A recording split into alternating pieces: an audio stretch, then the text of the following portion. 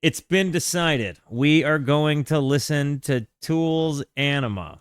Now, guys, I'm gonna hit the play button on this thing. I'm admittedly a little bit nervous. It's very possible I don't like it because it's very possible that I'm a little creeped out by Tool. I don't want to go into this with a closed mind, though. I want to go into this thinking like I actually might love it. Like this might actually be something that I've been waiting to hear the whole time.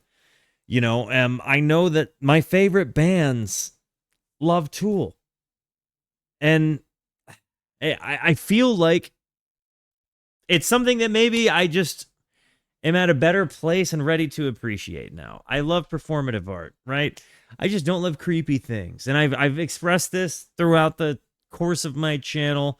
And people dunk on a guy that doesn't like creepy things. Not everybody can understand everything. I'm saying all of this honestly in earnest nervousness. Like honesty, really nervous because I don't want to get cooked by the Tool people. Because I think they're cool. I want to like your stuff. I just don't want to get cooked if I disagree or don't like something or feel like something is just not for me. Because I've always been honest about what it is I'm listening to. And I feel like coming in like this is I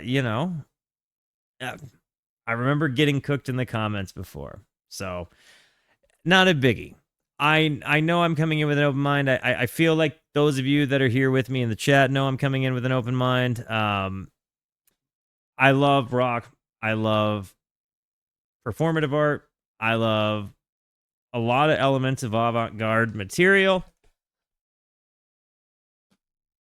So yeah, have not heard this, but I'm excited. With this said, guys, let me know in the chat. Have you heard this album before? Or are you hopping in with me for the first time? I was 5 years old when this album came out in 1996. So, Walter, you survived the residence. This is a walk in the park. This is why you're the friggin' editor of the channel, man. This is friggin' why. You're right. I made it through the residence. Okay? Twice. And honestly, I really think every single person I've ever talked to said Maynard Kane is somebody whose brain I would really appreciate. Like everybody thinks I would like Tool. Maybe there's a reason for that, and maybe the thing I heard of Tool was just creepy to me in the context that I saw it. Again, I know I've heard of some of their stuff. The only one I'm certain that I've heard, though, is friggin' Sober, and it was that live performance. So, yeah, I've trained for this. I'm ready. Guys, I'm going to hit the play button. Before I do, it's very important to me that you know that you are awesome. You are valuable. That you are important. That you matter. That you are deserving of love. And that I am abundantly grateful for even a moment of your time. If you like what you see, feel free to hit the like and the subscribe button. It goes a long way to help me out. If you really like what you see, leave a comment. I would love to hear from you. Or join us on Twitch. These people over here are the best people. Come hang out with us. Come discover music with us. I stream every Monday, Tuesday, and Wednesday at 8:30 p.m. Arizona time. We would love to have you by. And honestly, guys, W's for Chaotic Old Boar. This was one of the longest standing albums on the album pie. It is long overdue. And honestly, some Tool investigation is also long overdue. I think it's high time that I gave this a more fair shot and shake than I did before. Even the fish people are hopping on the Tool wagon. Fair enough. Interesting subtext. I did see something about the Tool cruise where they played repeat songs and they were like, we're not Fish. And then Fish tweeted back at them, you will never be Fish. You will never be us. I don't know if that really happened or not. It may have been a meme, but I'm pretty sure that actually happened and it made me laugh hysterically. But anyways, guys, how many of you been waiting for me to listen to Tool's Aenema? Because it's about to happen. Opening up with Stinkfist. Here we go.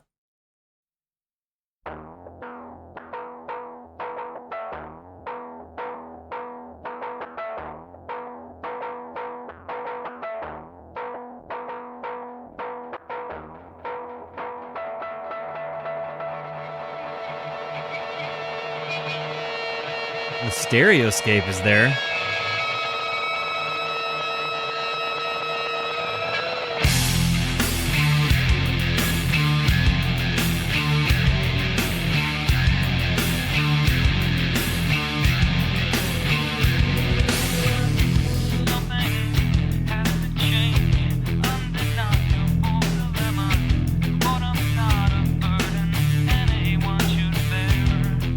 Not at all what I thought it was going to sound like. I'm not even going to lie, guys.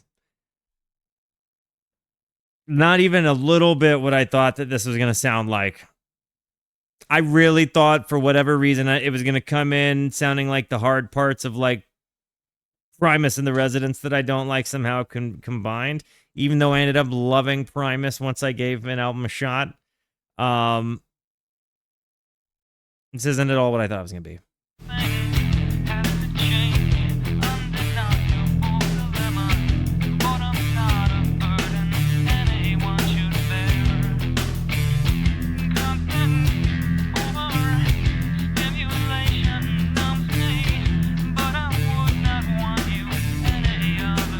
It almost feels like I'm hearing it through a telephone.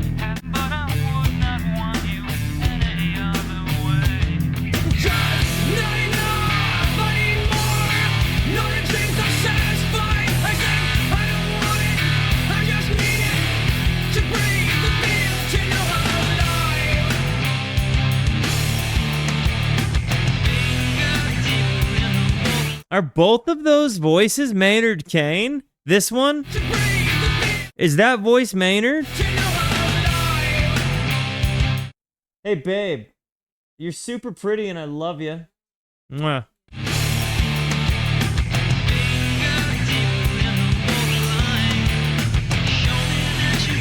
All Maynard. Okay.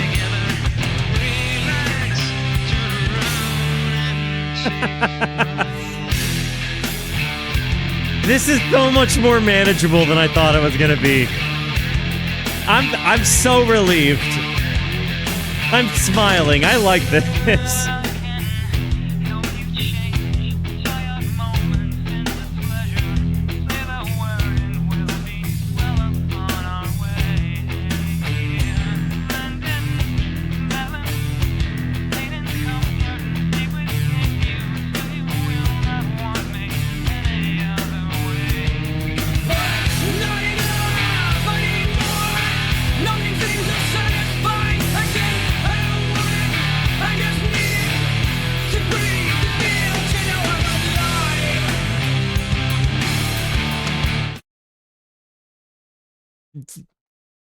What do you think he's talking about? I don't think he's actually talking about, like, you know, like, you know, like, but maybe he is.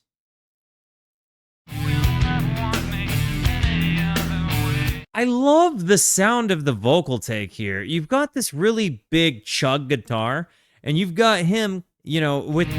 It's a little bit nasally here, but then he goes into this not nasally thing at all. It feels it's like album performative.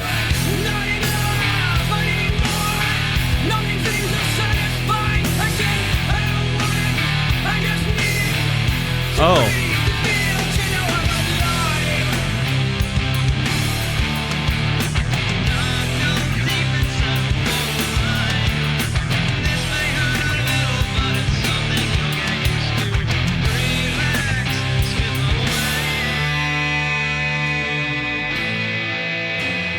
So this is about getting, you know, all 5 digits stinky, and it you know, being your, just really being your thing.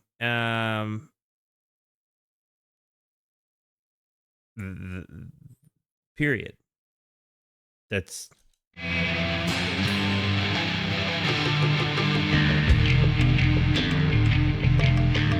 I really love the bass tone.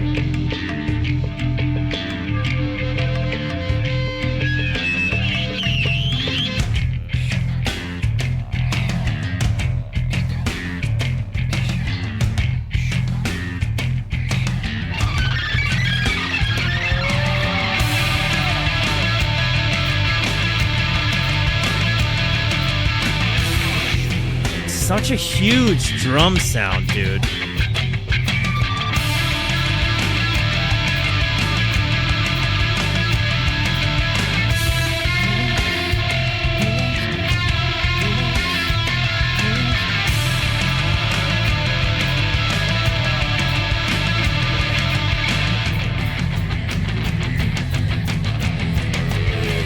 I feel like some of my favorite parts about King Gizzard and the Lizard Wizard, I'm hearing articulated within this song like immediately. You know, like think about like Petrodraconic Apocalypse, like the song Dragon. Like how dynamic it is, how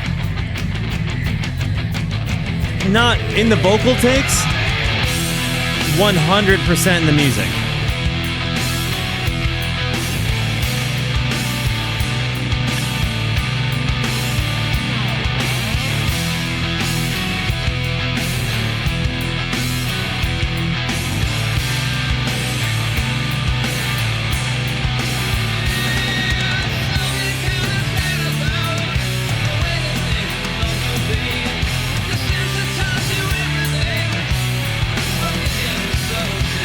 The drums are nuts.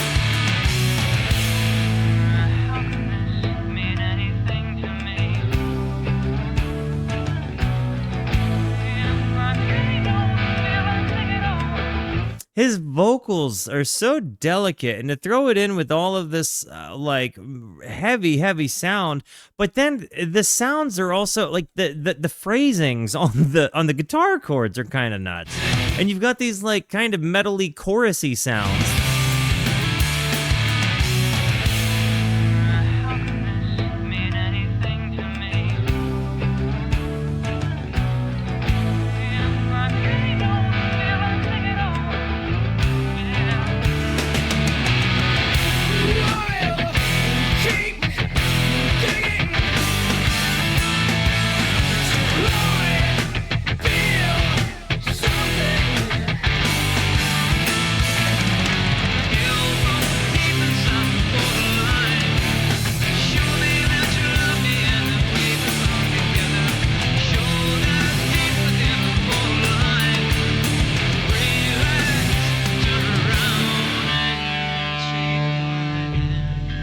Danny is your favorite drummer's favorite drummer.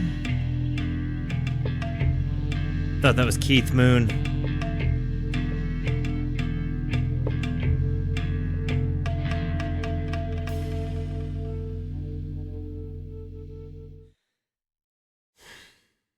I never thought I would do this. I really genuinely didn't think I would do this, but I just liked a song called Stinkfist. That song actually ripped.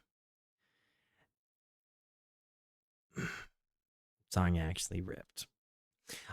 It was so much more dynamic than I thought. It was not nearly as creepy as it was. It was like satirical. And it's easy for me to see that now, right? But like when I was a dude that was baked out of his gourd and miserable, like it was kind of frightening. And it's interesting that perspective matters so much. It also maybe because I'm able to see it with the lyrics, right? Like when I'm thinking about my first impression being of Tool being that performance of Sober, which I went back and watched a couple of times trying to see where it was I messed up. It was just tough on me. And I didn't get it at the time I watched it. I didn't realize how performative his character on stage was, maybe. I don't know. This wasn't at all that.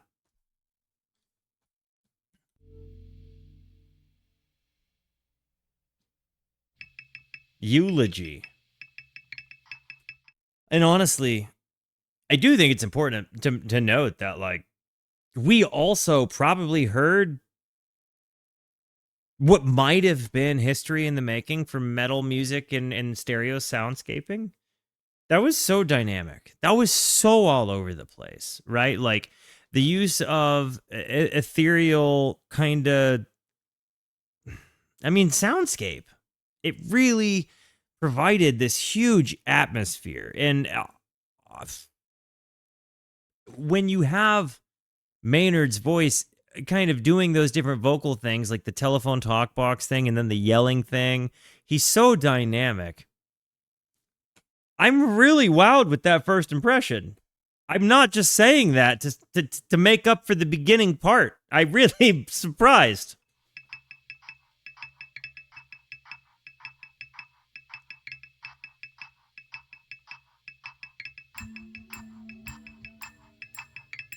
I love this polyrhythmic thing.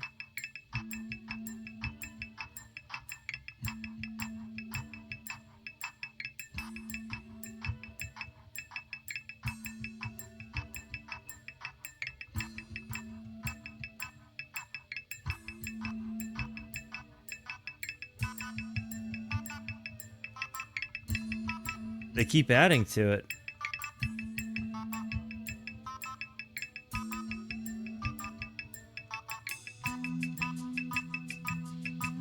This one has been bandied about as to who. Speculation was about. It's about Henry Rollins, maybe, but not confirmed. YouTube, do you think that this song is about Henry Rollins?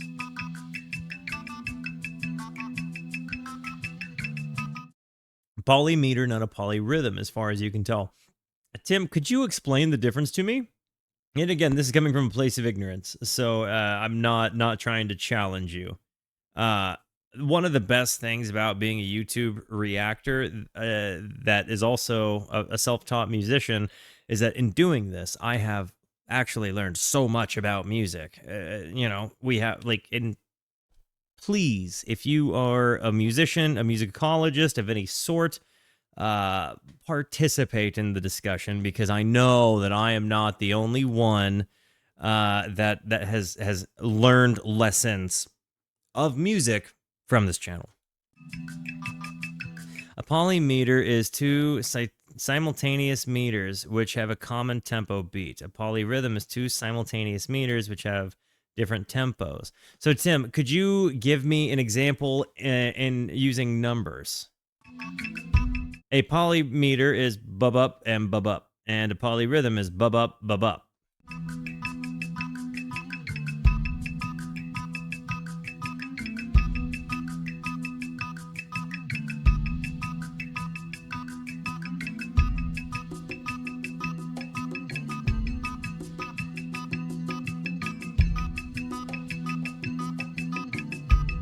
This band is oftentimes more psychedelic than heavy. Why didn't people tell me that after I heard Sober and got creeped out? It's been like 2 years. I'm sober and stuff now. Like, I'm over here like not being creeped out by my life.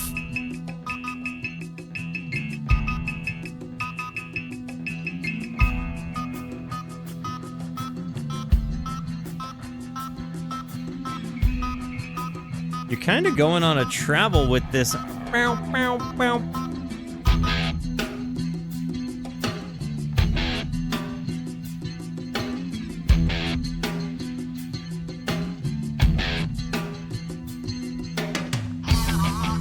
Oh. This reminds me a bit of Primus.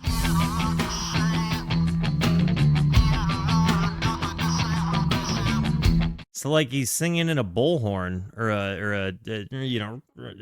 that, like a,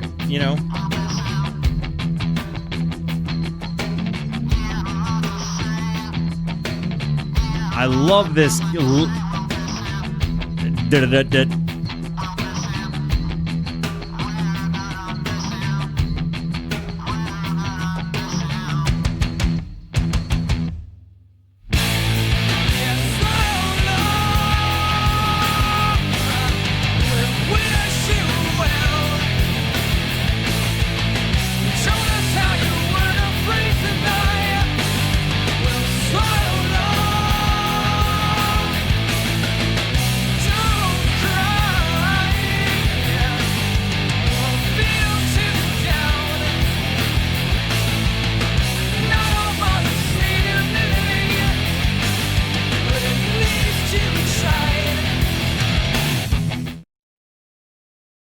Not a martyr see divinity, but at least you tried.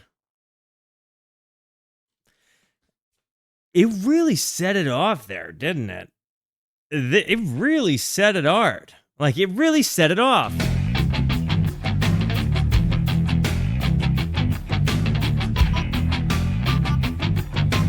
Wow, wow.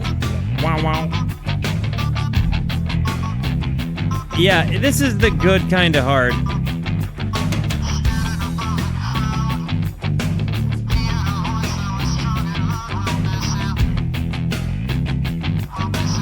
For those of you listening for the first time with me, what are you guys thinking about it so far? This is the vibe.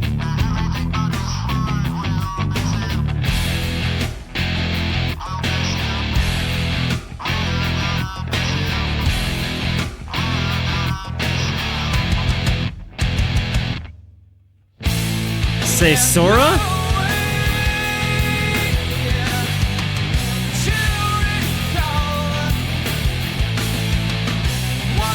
The thing is, when he does these leads, right? When he does these, like, big, heavy parts, he has, like, a major tonality over kind of minor key things. And it's like, it's a very interesting pull. His lyric, like, his voice is so captivating. It's like the thing that kind of soars over the top of everything else. Like, his voice soars over the music like a lead guitar. And that's kind of cool.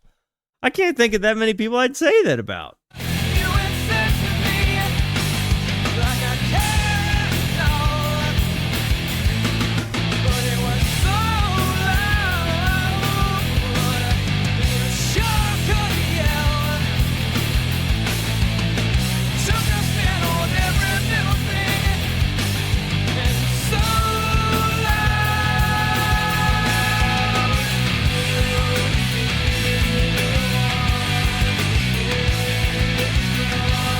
Minimally has a little bit of a Vedderism, like an Eddie Vedder kind of thing, but his own version of it, like, except Maynard's like, you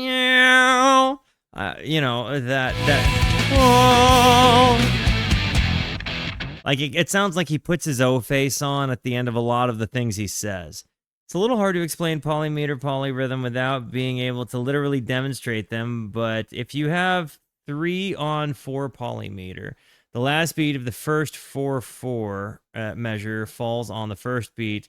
Okay, if you have 3-on-4 polyrhythm, it may be something like 4 dotted eighth notes played against 3/4 notes, beats in a 3/4 measure.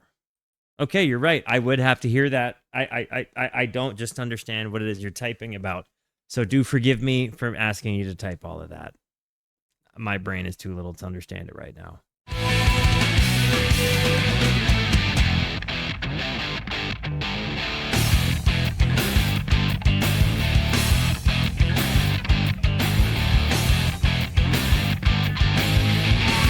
Thanks, bro.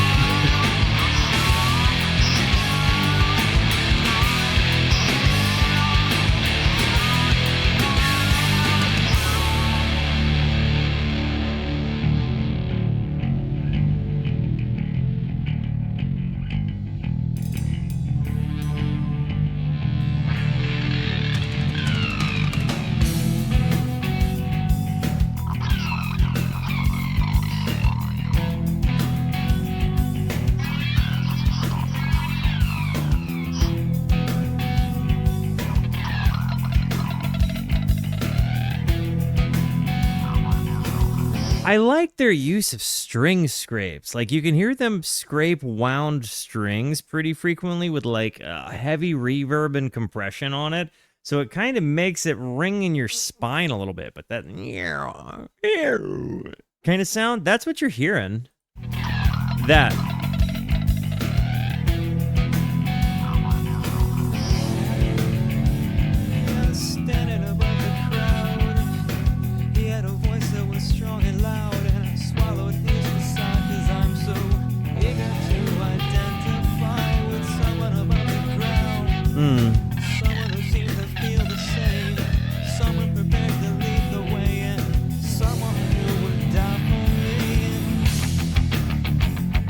The guitar dynamics.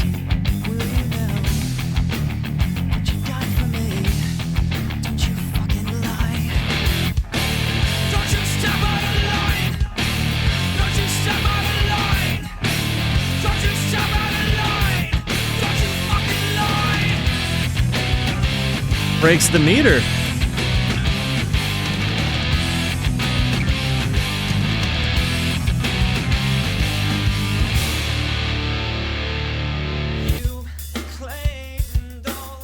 Wow. Sorry, you go from this huge, heavy instrumental down to this just drum and Maynard. Right here.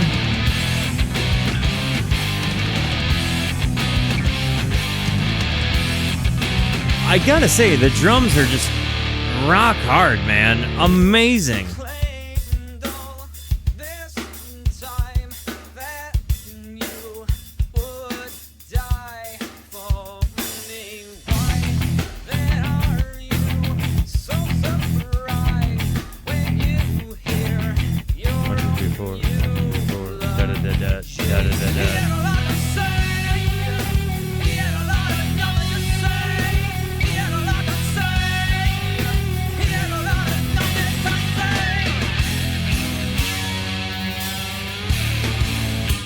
This is very much feeling like it's kind of a first-person narrative of being at a funeral and, like, kind of not liking everything that's going on while you're there.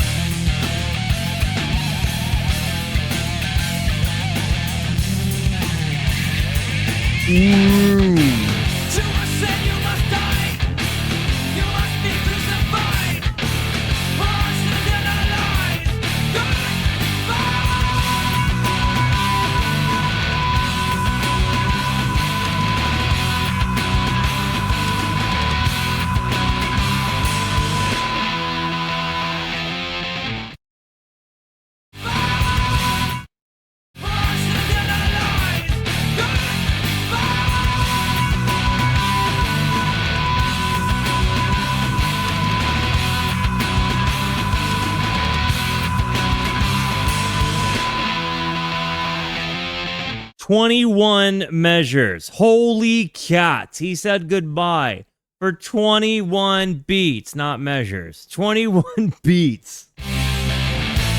And he graveled the frig out of his pipes.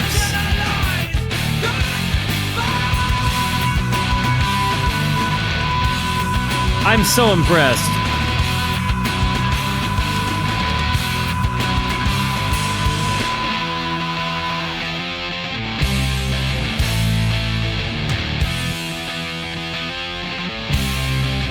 I really enjoyed this. Holy crap. I'm really surprised. I'm so surprised. This is H, which makes me think it's about heroin, because it's Tool and it's just called H. This behind the math is words being an emotional instrument, at least to me. I've got to say, I think part of the instruments of Maynard Kane is his emotion and expressiveness, right? Like, his voice, like I said, kind of punches over the vocal, over the music sometimes, like an electric guitar, like a lead guitar. It's about hydrogen. Got it. But he's also got this huge dynamic mix of satire with, like, allegory, with, I don't know, like, use of imagery. It feels like there's a lot of angst and anger in his writing, for sure. But it also feels like it's kind of just an examination of humanity from kind of a WTF sort of way so far. I don't know. Maybe I'm off.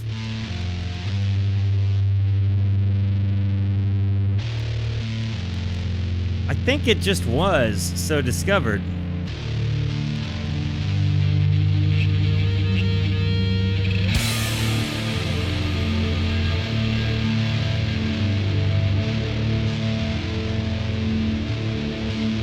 They really use a lot of sustain, man.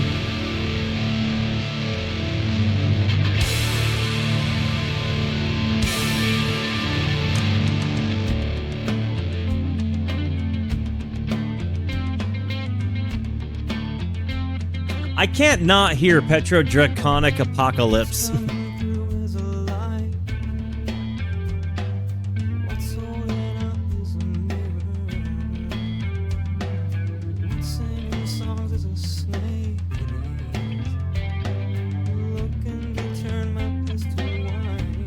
Wow. There's so much awkward, kind of grody imagery of, like, religious imagery getting thrown into it. It's so interesting. So it's kind of like Tool does what the Smiths did, whereas the Smiths, the band, had the instrumentation, and then Morrissey just kind of went in there and did his thing.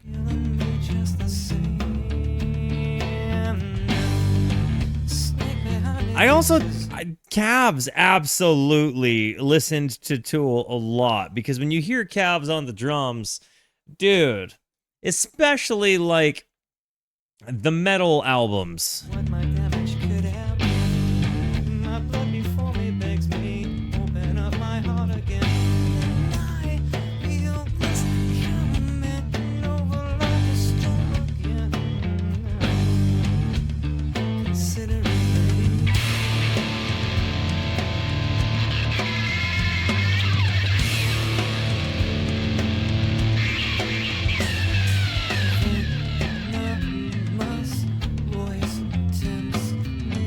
The bass sound is so good. So melodic.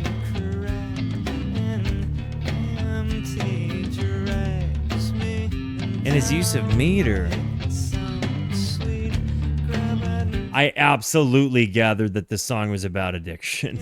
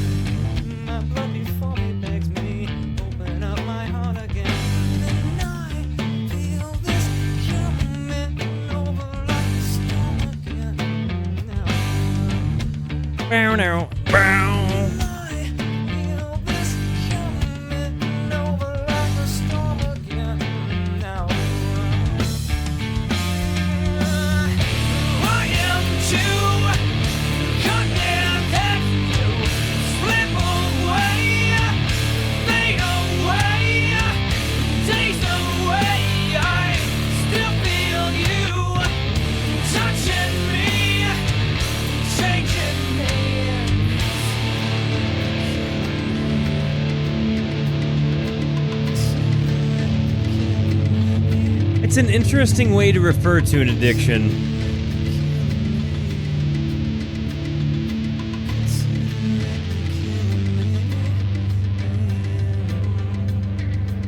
So Sober is not on this album.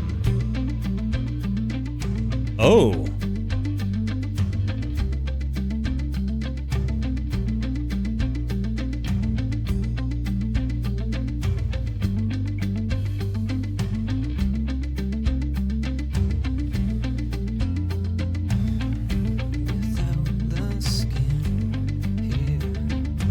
I love the dynamics going into the bombastic kind of moments of psychedelia and pause instead of being heavy and in your face.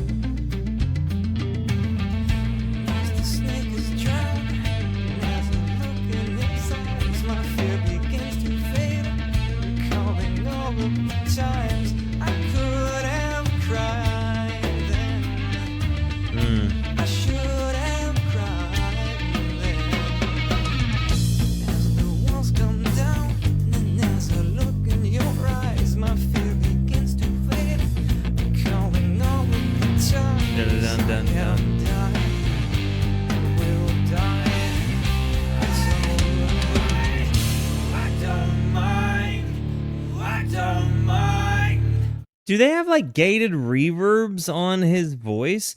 Because it has this kind of thing happening when he screams. I do have a little bit of a hard time on the occasions where he does the big voice, like the "Ah!" That is a little bit much on me, but that's just me. Like the dynamics are what really excite me. So when it's not so hard to deal with because it's not constantly. And it's significantly easier to manage when it goes from these kind of soft moments to these huge ones. The gated reverb thing on his voice, I'm pretty sure. I think that's what that is. This part rips.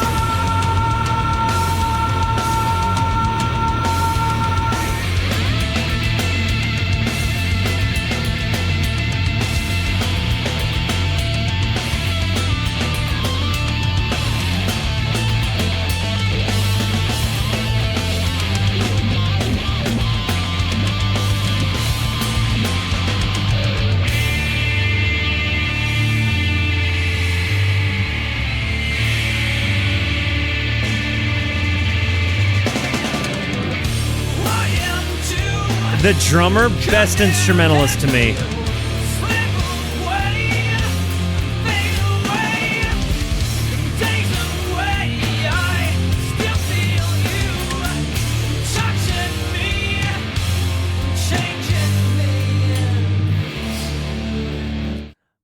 The drummer, without question, but significantly by far has stood out to me taller than any other instrumentalist in the band has. I think if you count Maynard Kane's voice as an instrument, which I truly do, they fight pretty 1-on-1. But I really think you said Danny Carey is the guy that plays the drums. Bro, I would listen to this album just to hear the drums again. Like, they're really, really good. Honestly, their dynamics is half of what, like, his drum work on this, I think is some of what makes this so universal. To be able to transition out of these kind of complex time signature moments and have this massive sound, and again, like, to be able to swing it, to be able to, you know, the way that they pan the stereo soundscape is huge. Hearing his pans is massive, but his control of time, his kind of offbeats,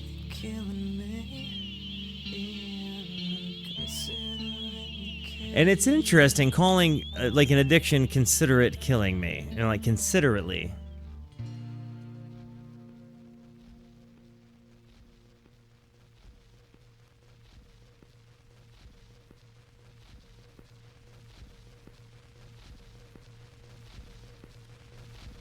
I like this little like tape, like record player spin.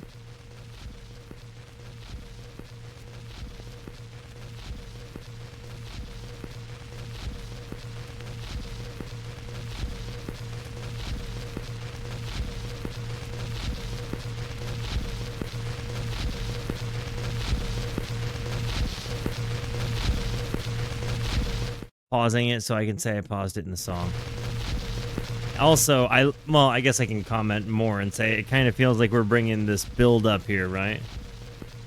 Bum, bum, bum, bum, bum. So there are skits in work.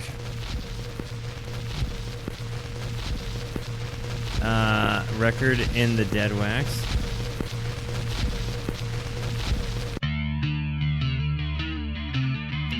What was that noise I was hearing there?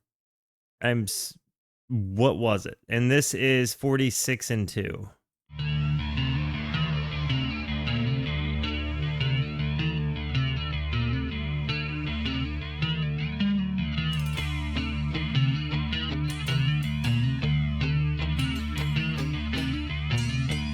The Jungian theory of the shadow self? No. I'm familiar with Jung, just not that theory.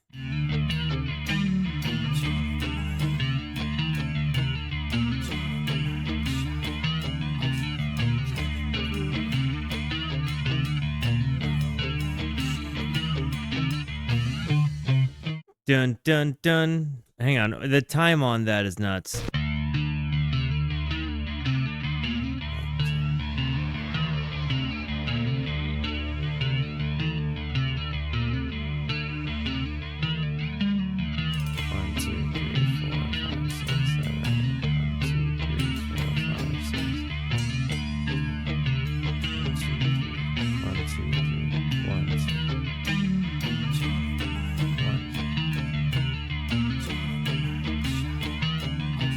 One is like a 7/4, and one is, so one is like one. It sounds to me like one's like a 4/4, one's a 7/4.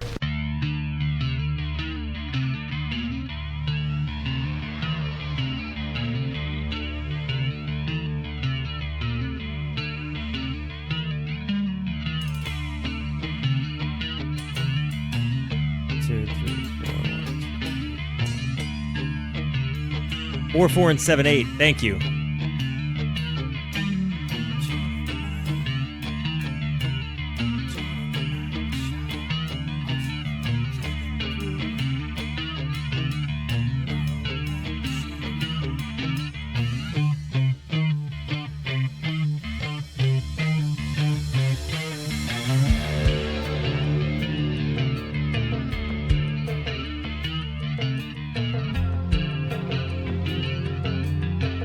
This is so, like, dude, this, I know you guys have known this for a long time, and I know you guys keep saying this to me. Giz is so tool-coded, and I never really knew it. Like, and I loved so many things about Giz that was so tool-coded, and I was so nervous about listening to Tool because of my experience with the song Sober. And I feel like that was just so dumb. Because this is stuff that I'm just designed to like, you know? Not all of it, but there's like so much of what it is that, like, again, these big atmospheric, like, kind of metally moments, right? Like the things we get excited about. I could see, now, the guitar tones aren't always my favorite. The drums are always my favorite. Maynard is he's not bad. He's not bad.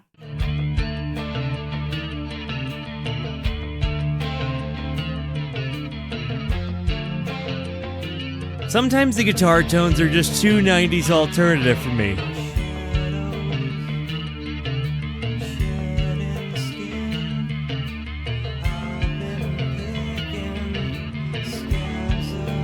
The bass, I think, is maybe the second best instrument in the band, though.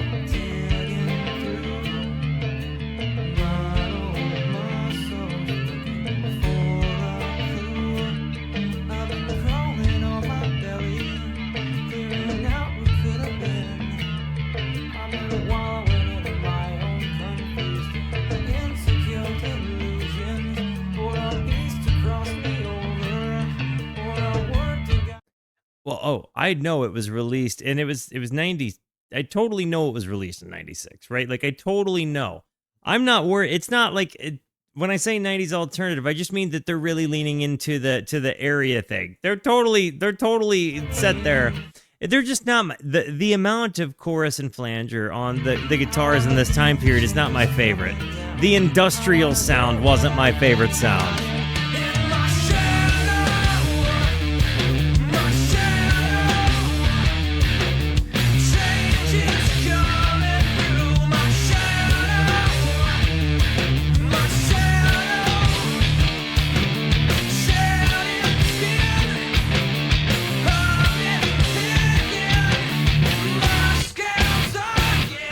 Gosh, picking my scabs again? Is this like a meth, like a meth perspective?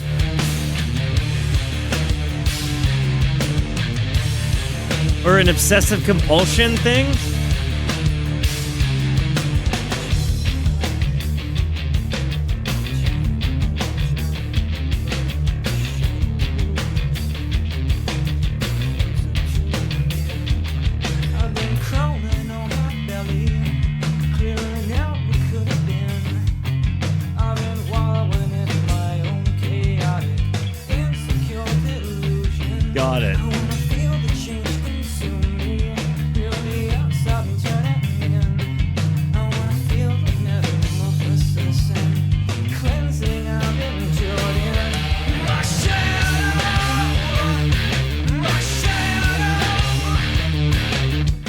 as fuzzy as Maynard's guitar sound is, I feel like not Maynard. I don't know if Maynard's I don't think Maynard's playing guitar. I was gonna say, as fuzzy as the guitar player sound is how fuzzy I feel Maynard's voice is.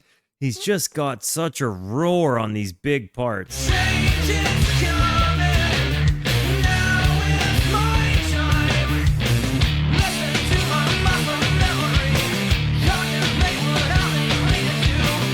Adam Jones on guitar.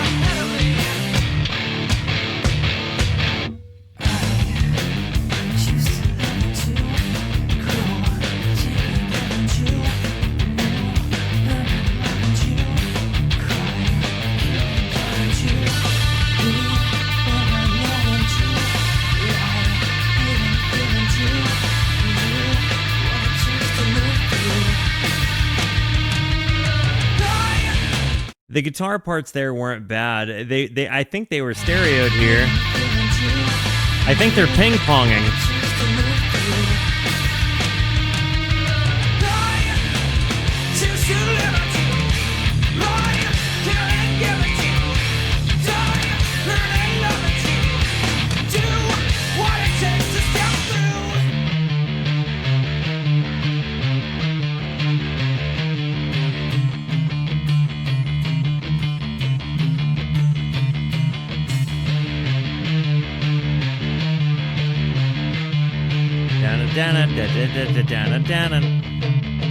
Like, this is another thing that kind of hits me with that Dragon Motor Spirit Superbug kind of thing.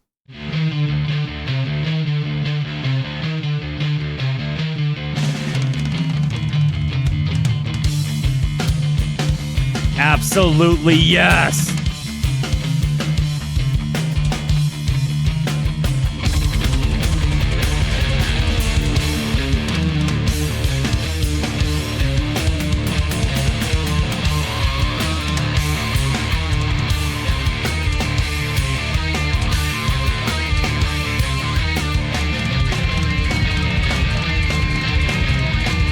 Am I the only one that heard people vultures there?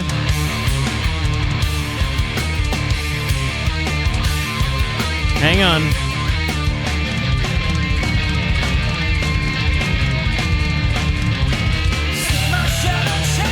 Am I the only one that heard people vultures in there? Because I'm kind of wondering if people vultures was conceived in a Tool song.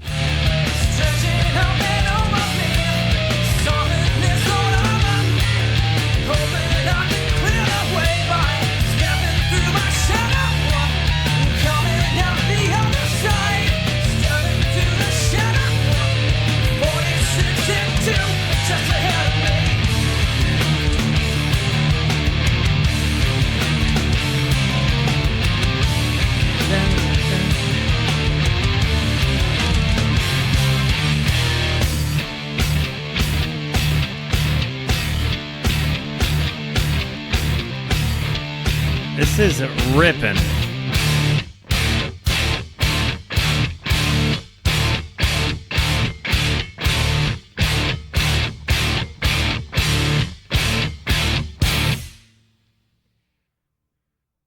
Bro. Yeah, that goes hard. That absolutely goes hard. All right, guys, I got to run out. I will be right back. But I love yous. Give me a few.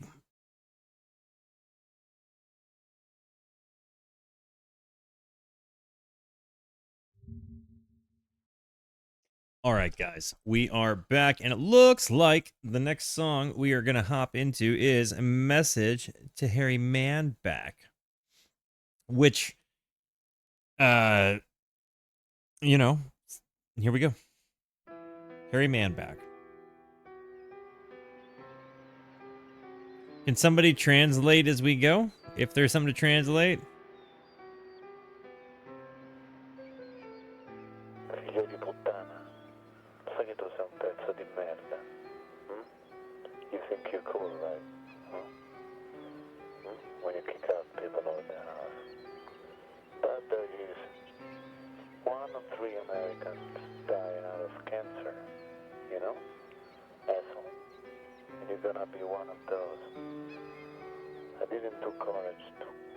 your ass directly. Because there's not courage for that. This next thing was an answering machine message left on a phone of a roommate and one of the band members. No one knew who or what he was talking about. Okay. Because there's not courage for that. I could, you know. You know you're gonna have another accident? You know, I'm involved with black magic. Fuck you. Die. Bastard, you think you're so cool, huh? Asshole. And if I ever see your fucking face around Europe or Italy, Okay. well, that time I'm gonna kick your ass. Fuck you. Fucking American. Yankee. Okay. You're gonna die out of cancer, I promise. Deep pain. No one did what it did to me before. You wanna know something? Fuck you. I want your bones smashed. Eat shit. Your Bastard. bones smashed. Pezzo di merda. Figlio di puttana. Hope somebody in your family dies soon. Crepa, pezzo di merda. Bro, if I got this message, like, and the thing is, there is this really funny podcast that's like, they basically take terrible reviews on products and read them to dramatic music. And it feels like this was kind of that before it was cool. So, yeah, that one was to Harry Manback. Nice. Heck of a message, dude. Heck of a message. And this one is Hooker with the penis. Okay, so we get some penis core here. Let's go. This is a goofy tone.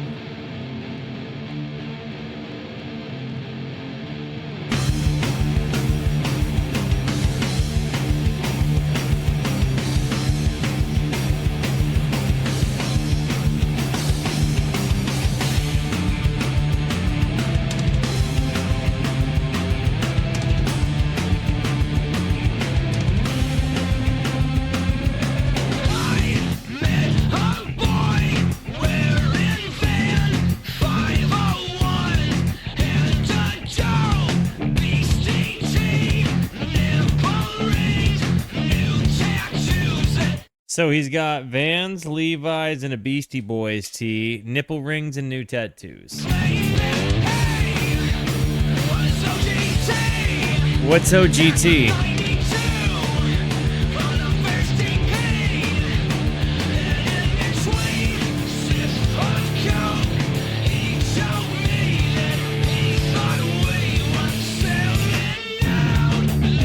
Is this a day in the life story? Like, is this a real story, OG Tool?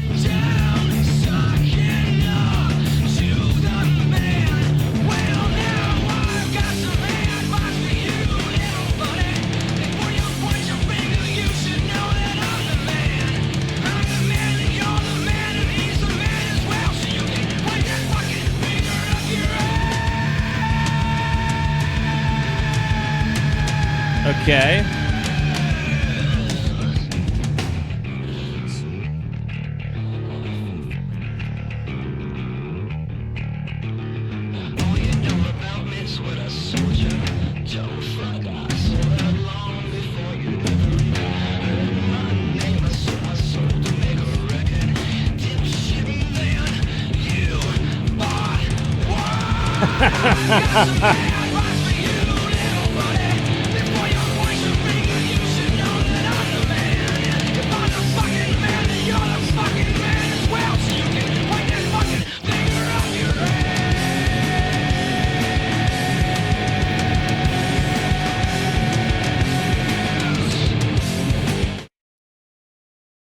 I love this energy. So I love, like, he paints out this story and he's like, yeah, so get this. This friggin' person is like, no, I liked Tool. I was an original Tool fan. But then, can you imagine this happening? Can you imagine?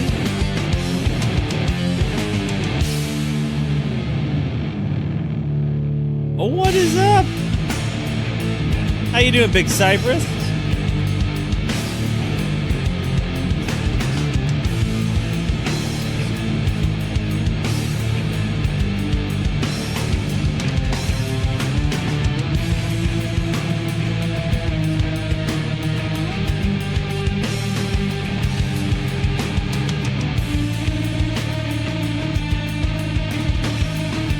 The drums are nuts.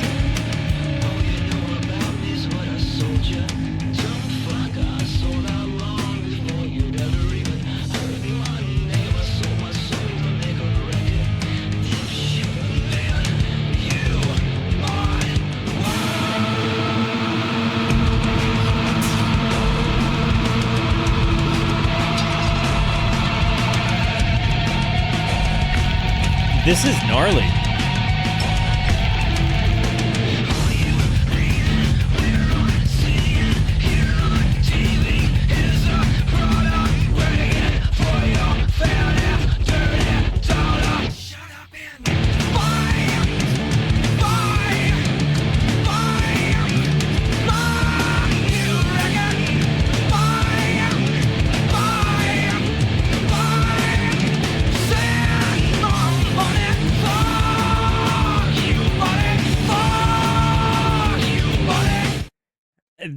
This is a great friggin' song, dude. This is a great friggin' song. You know, I love a satire and a story told. This is good stuff, man. I really just like that he's calling the spade a spade so in your face in this one.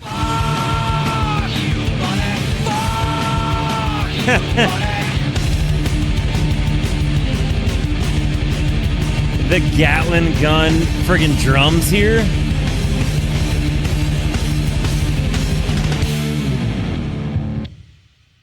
Thing ripped.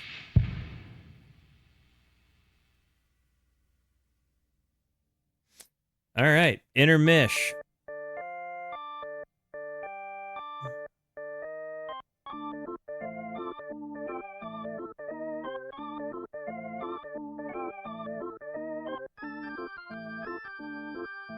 Bro.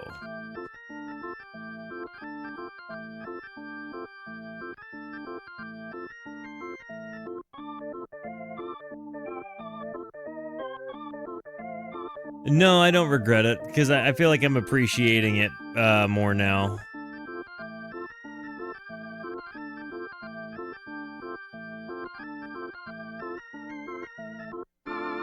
Honestly, this gives me kind of the creepy circus vibe, but it also gives me kind of like I mean, it really is kind of a soft intermission. I'm guessing that this is like the last. If there was sides of a record on this, I'm guessing this would have ended side A.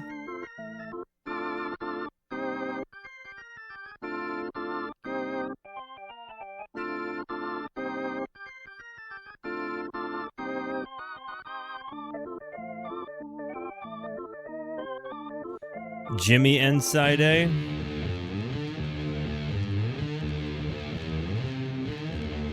This is Jimmy.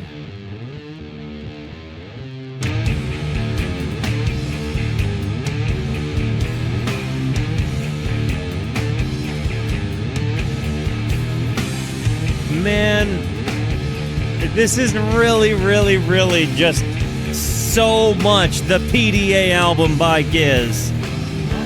It's mind-blowing.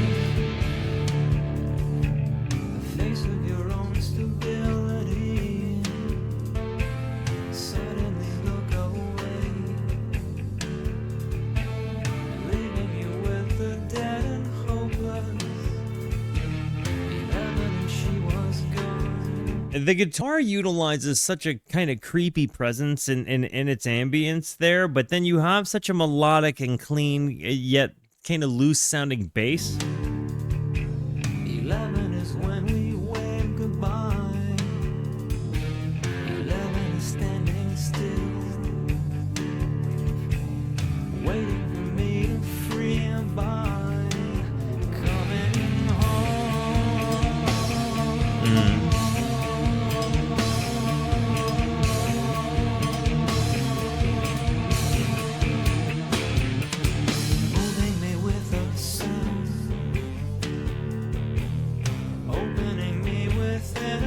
pastures, throwing me down and then showing me where it all began. What do you think in relation about his mother it's about? Too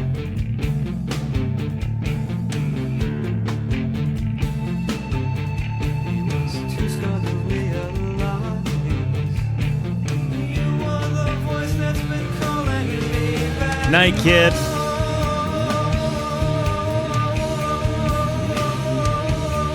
Huge voice there.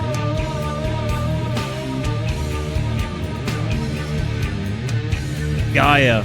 This song reminds me of Gaia. The guitar part. Am I the only one that hears that?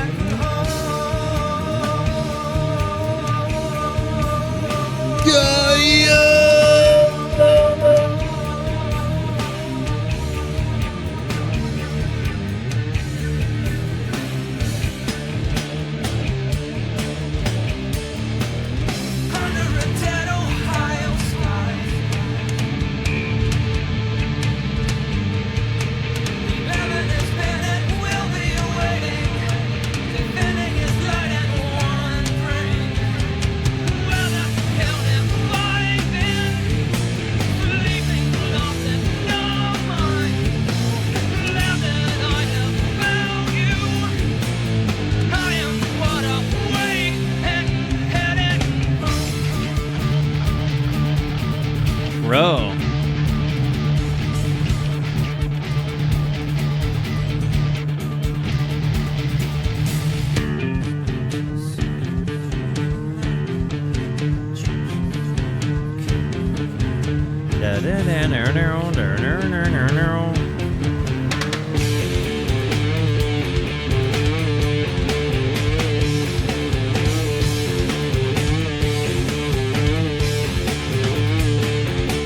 So, context, crew, do me the best you can, since the boy Boar isn't able to because he's working and driving. What is the context of this particular song, Jimmy? What is relevant and significant about the series of songs regarding Maynard's mama? My guess is maybe a tough relationship, but maybe because she was unwell or something. Let me know.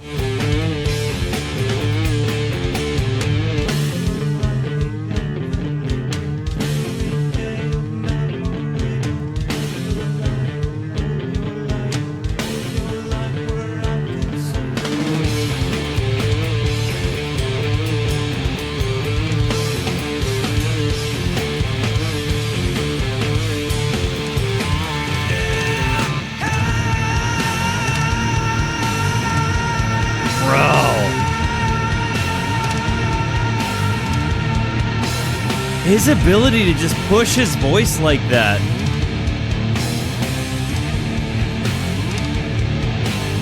Night Scoots.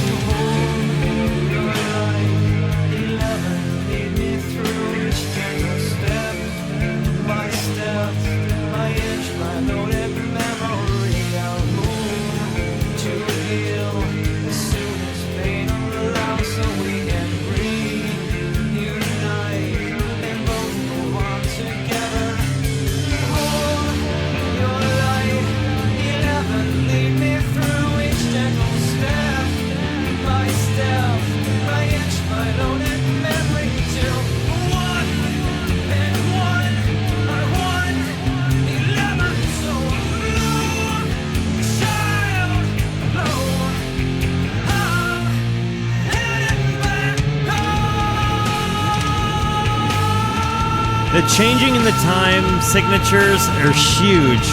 His voice to where he can just push that long vocal is massive. But this, honestly, this one didn't hit me super hard. I wasn't a mega fan.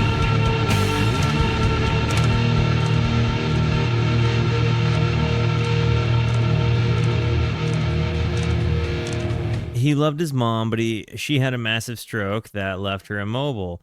A lot of the songs are him dealing with anger, grief, remorse, and acceptance of what happened to her. A lot of it has religious ties, since she was devout throughout her faith.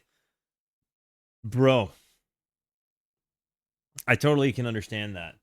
My my grandma was very, very, very devout in her faith her entire time, and watching her pass away from dementia was like brutal. But I don't necessarily like. I'm not pointing blame at anybody. It's not like I hadn't considered doing so, but you know, I don't see that as, you know, neither here nor there.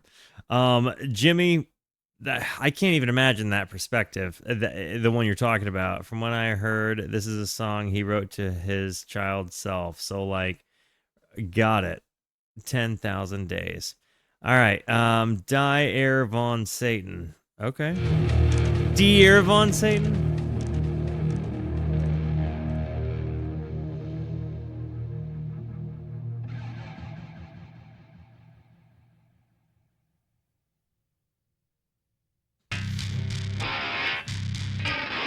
Is this whole thing in German?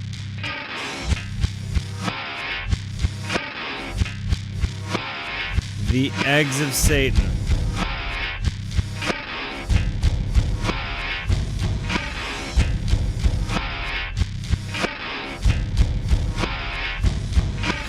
Kind of sounds like knocking.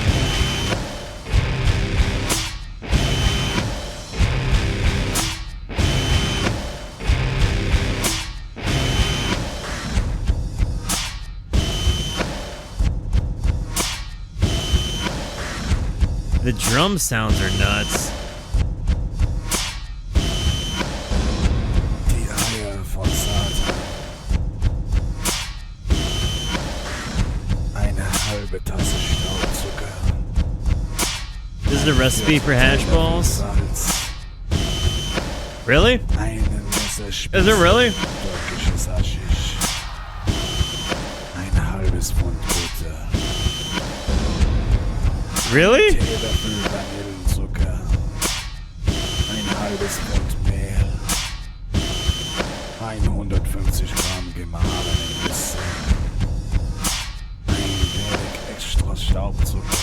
Und keine Eier. I think Zucker is sugar in German. In eine Schüssel geben, Butter einrühren, gemahlene Nüsse zugeben und den Teig verkneten.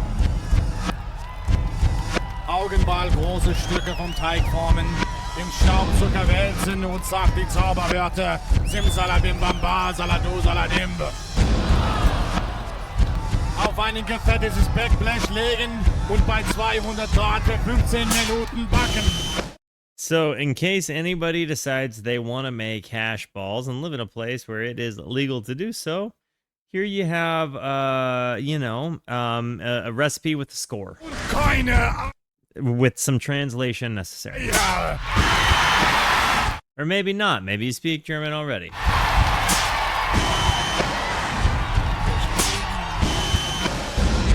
Heady goo balls. 15 Minuten backen. Und keine Eier.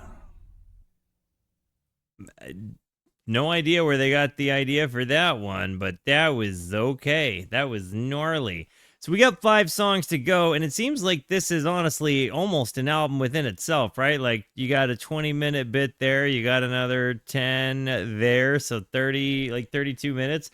Like, the last 5 songs are as long as most Devo albums. All right, guys, Pushit is next. Here we go.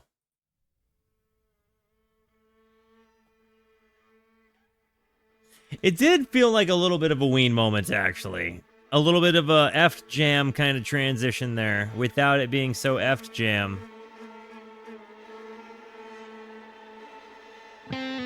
Love the strings there. Did I make you yawn? Let me know.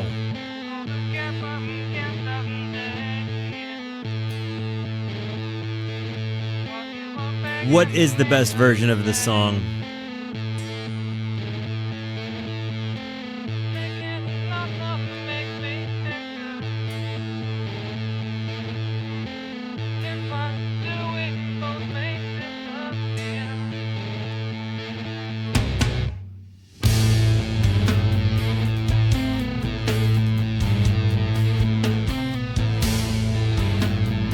Again, drums. Unreal, Danny Carey. Wow.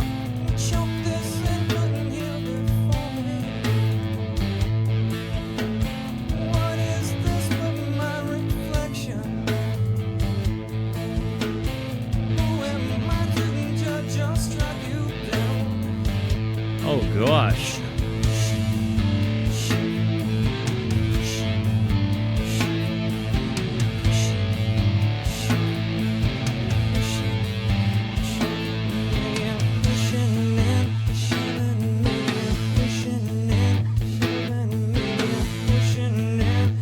This is another one where I'm hearing Dragon on PDA.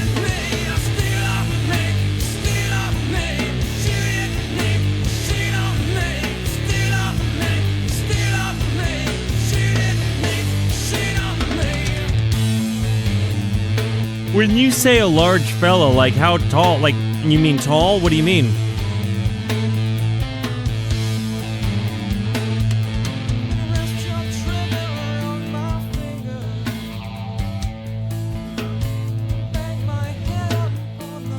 Six four. Oh wow, he is a big dude.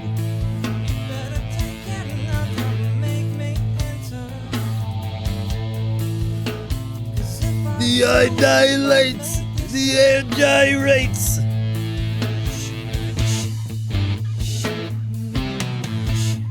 Stop the dragon, can't stop the dragon, can't.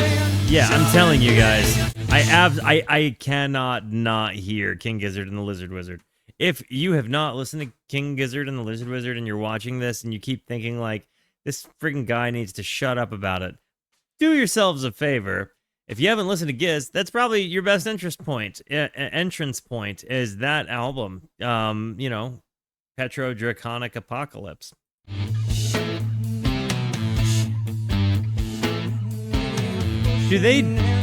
Is this gated reverb on his voice a pretty frequent thing?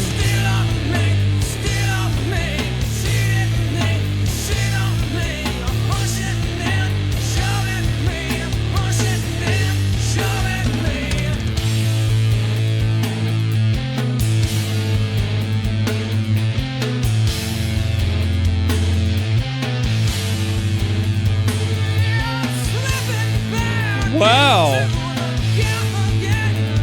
Love the voice here. This is the best he got big.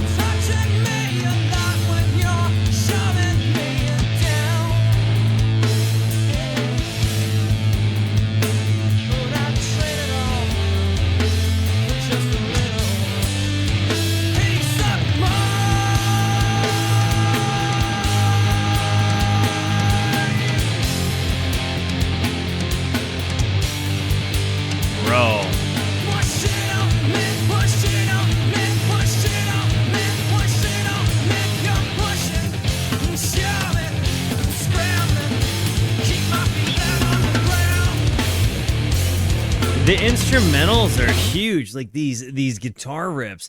But there is absolutely, and if you find yourself in a relationship where there is pushing and shoving of any sort, get the frig out of there. That's not the place you need to be. I'm telling you, there are so many better places that you can occupy your time.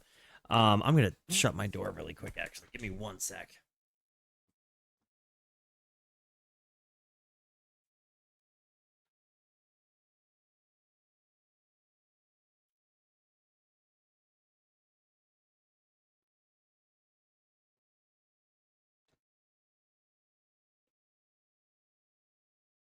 Be back.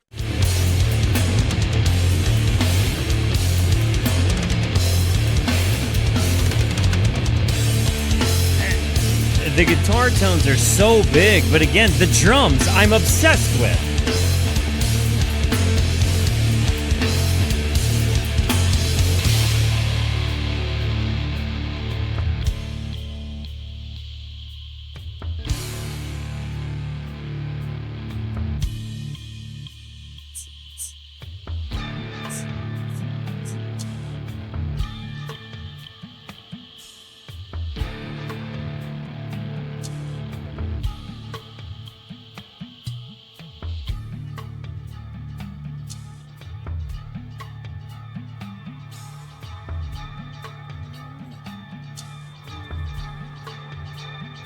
I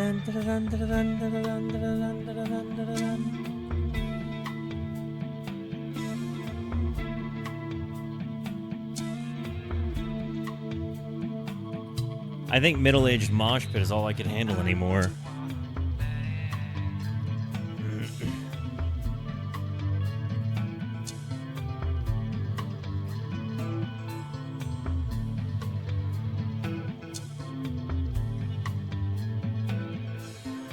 But yeah, if you're to the point, I've been in relationships like this where like I was afraid to be a part of it. You know what I mean? Like I was afraid to be seen, and I just felt like I wasn't there, and there was like I felt trapped in it. And it's weird, like you feel like you just can't walk out. Don't let yourself be in that circumstance. There are people that are willing to love you and meet you where you're at. And also love you enough to not let you stay the worst version of yourself and work with you to get out of being that. But yeah, don't be there if if you're feeling this way.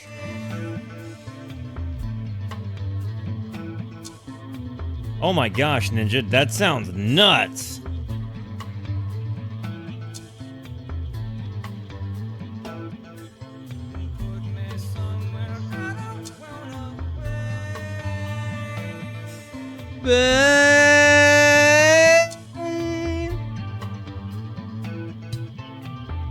The delays on the bass.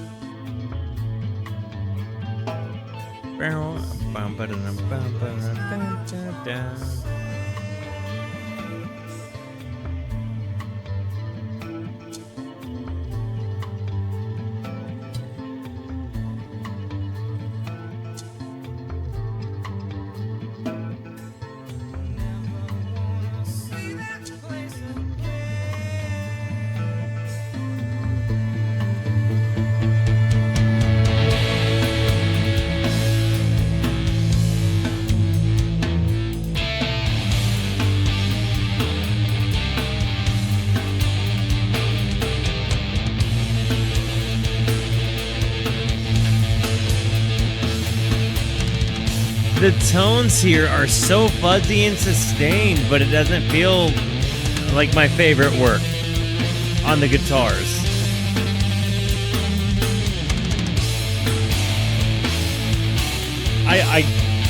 I'm just...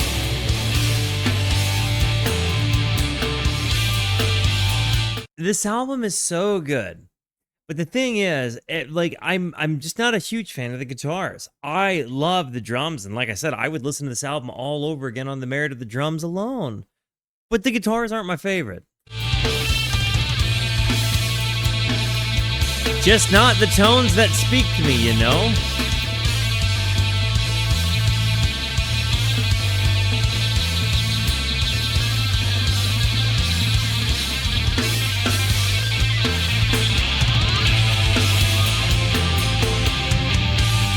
One guitar.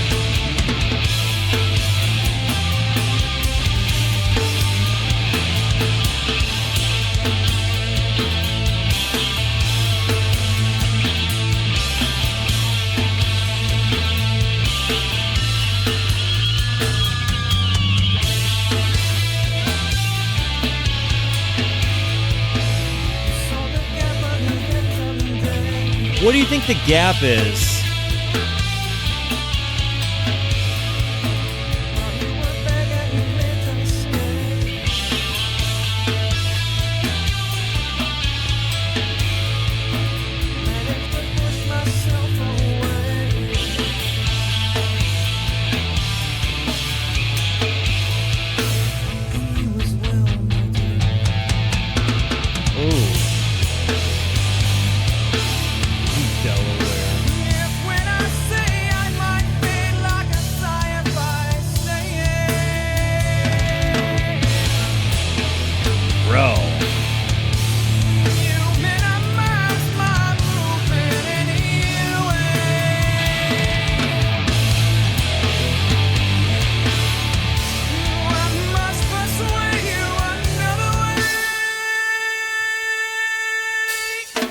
This rips.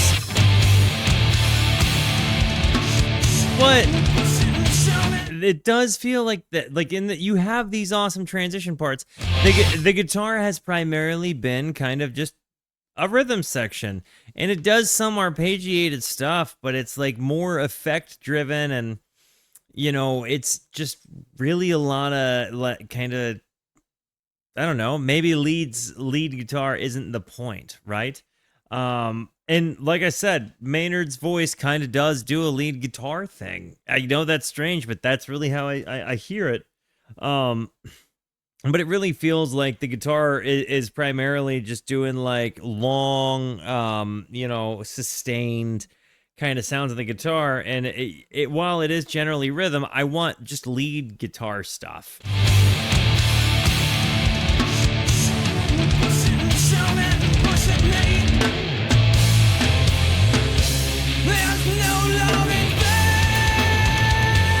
The dynamics of these drums are amazing.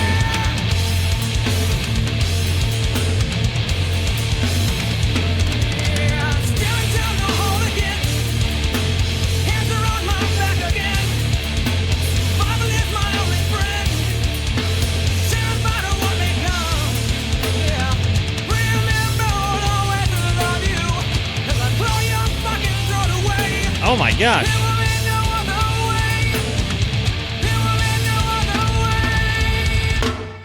Gnarly.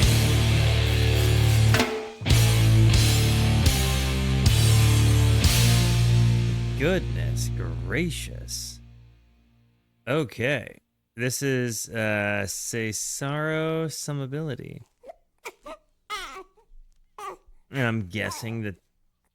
Okay. Very psychedelic baby crying, peeking the mics, delaying the sound. 4 is home. W's for the boy. Whose album it is we're listening to. Ooh, it sounds like we're turning on some self-oscillation, maybe?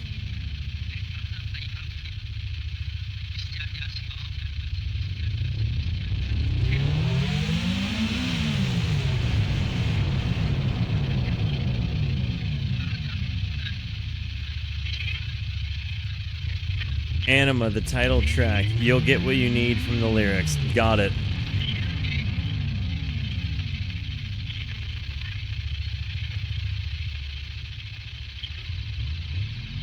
It looks like it is coming up next, actually. Notice how their spelling of the album title and the album are slightly different, showing off the two words that are mashed together. Take the title, Aenema and Aenema. Oh, wow. I never even considered that. That's kind of funny. Oh, golly. All right, I'm actually going to be right back. Give me a moment.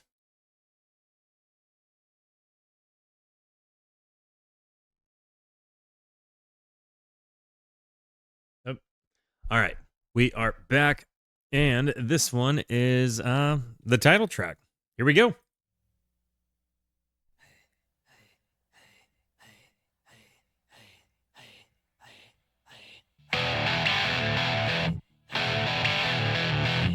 Oh, wow. Best guitar tone on the album so far.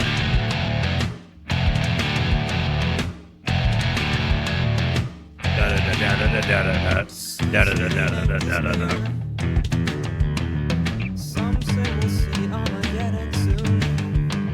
Certainly hope we will. I should use a vacation from this bullshit. Ooh. This is noise.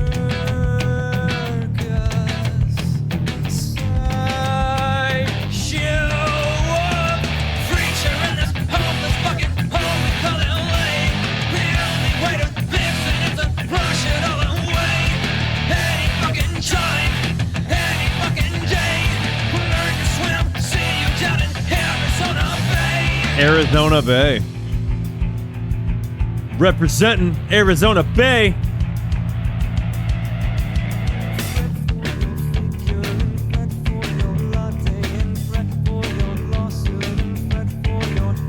I love his just homage to friggin' first world problems here.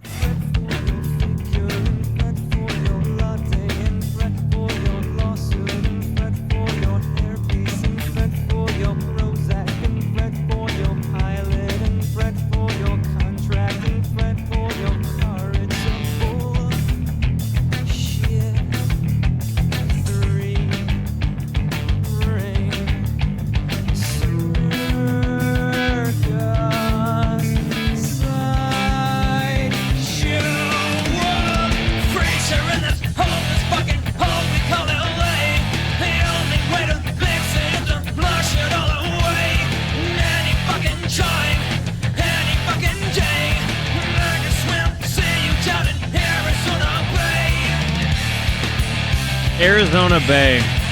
Yeah, it doesn't exist.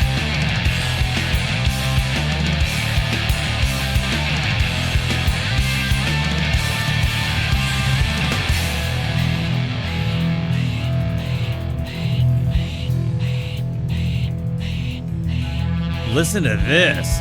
This song rips. This is easily my favorite on the album so far.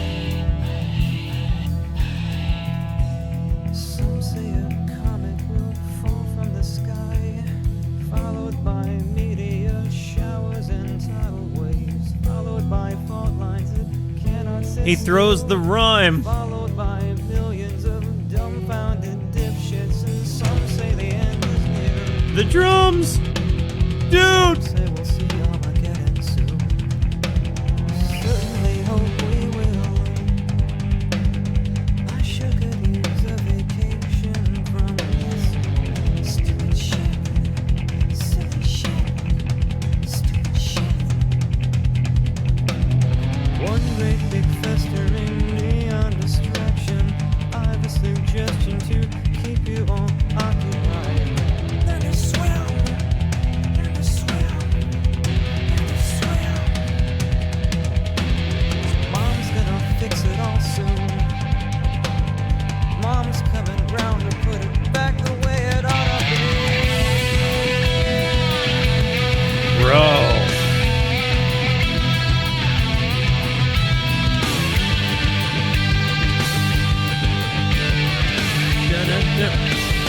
The uplifting nature of this part right here.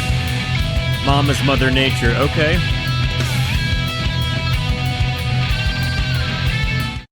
Learn to swim, definitely also a comment on, like, the climate crisis.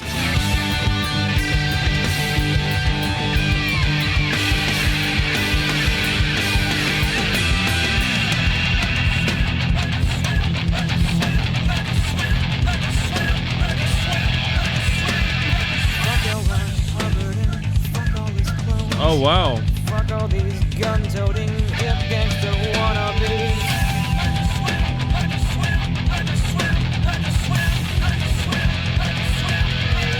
Yeah, fuck retro anything. Fuck your tattoos. Fuck all you junkies and fuck your short memory. This song rips. Yeah, fuck smiley glad-hands with hidden agendas. Fuck these dysfunctional, insecure actresses. Is Maynard married? Do we do we know who his spouses have been?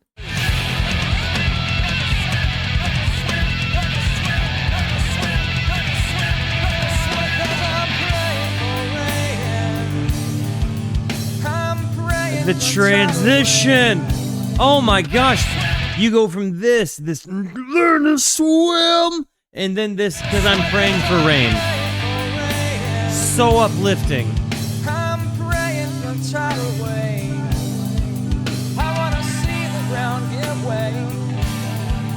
I wanna watch it all go down. I love this part so much. Flash it all away. I wanna see it go right and down. I wanna watch it go right in.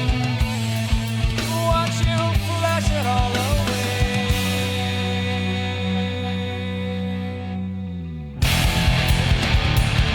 fade into that just punch of sound.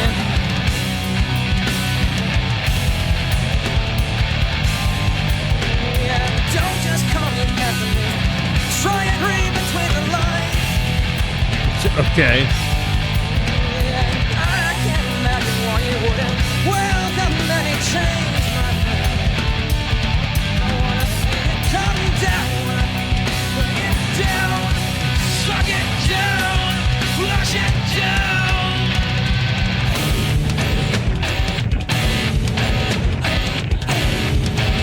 This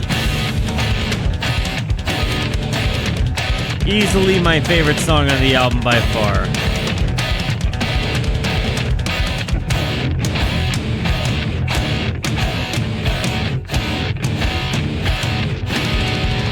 He's notoriously private. Got it. Okay. This, yeah, not that it mattered. I was just kind of wondering how it operated. So we've got 2 more songs to go. It seems like one of them has no lyrics. It's called Ions or Negative Ions in this context.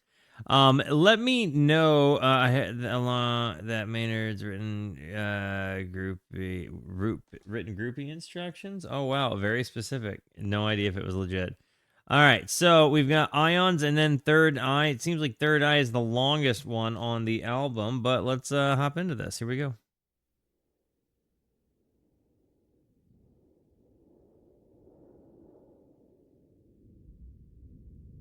Are there lyrics to this? No lyrics. Oh, thank you for that, Bor.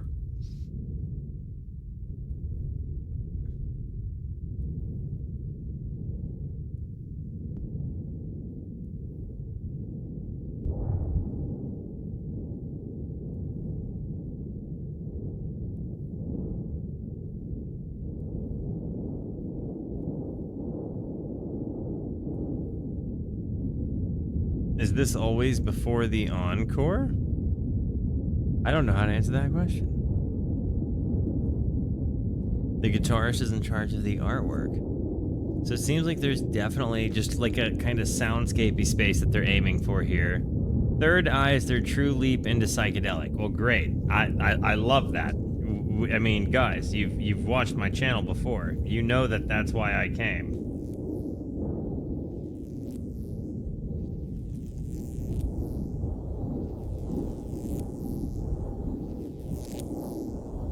It sounds like we're sparking up Frankenstein's monster here.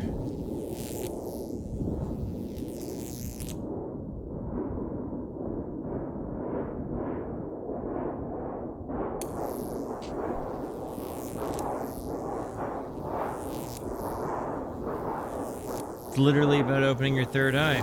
Negative Ions is?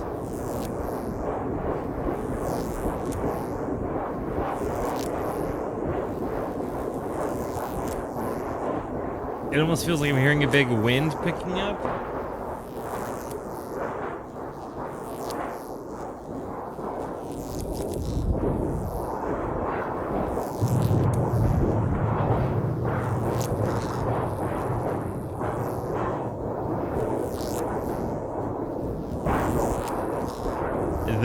The listen to the spark. You can hear it literally going through your head as if it's on like a string.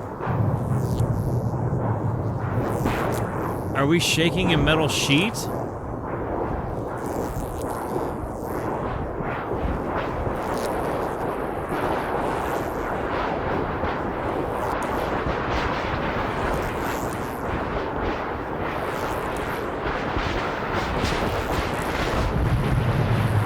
There's a lot happening with Folly here. The voice you hear at the start is Bill Hicks, a 1990s comedian who passed away from lung cancer. Got it.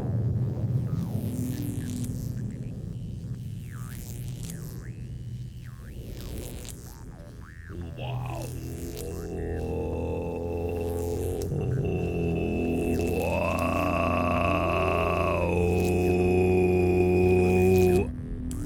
Yeah, I got ads. I'm gonna finish them up. Figured I'd try some throat singing to this before it ended, and then we're gonna have apparently a one final close it out song after the ads. Ooh.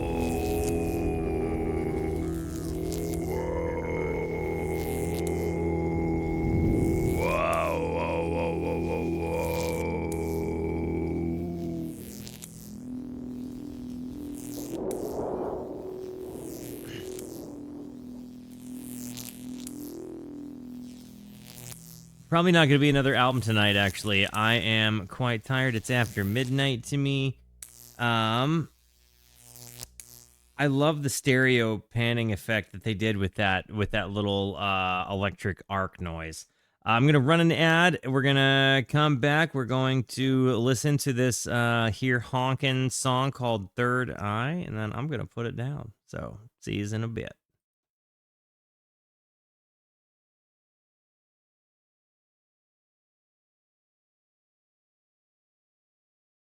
All right, guys, we have Third Eye, the closer, 13 minutes and 51 seconds. Let's see what this is about.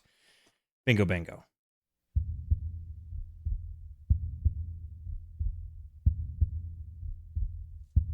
Anybody else like dark chocolate?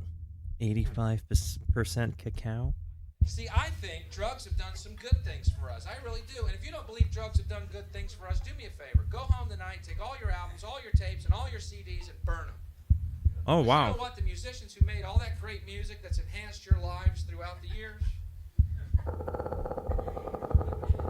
real fucking high on drugs.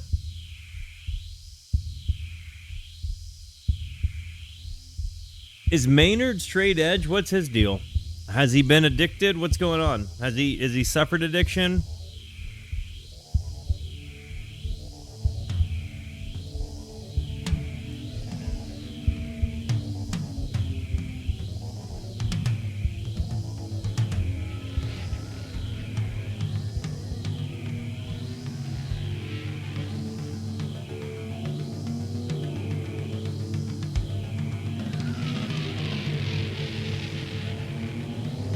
Today, a young man on acid realized that all matter is merely energy condensed to a slow vibration, that we are all one consciousness experiencing itself subjectively. There's no such thing as death. Life is only a dream, and we're the imagination of ourselves. Here's Tom with the weather.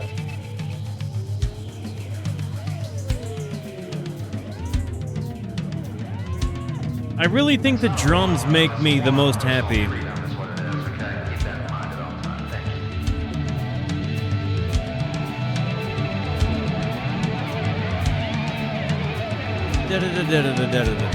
The build up here.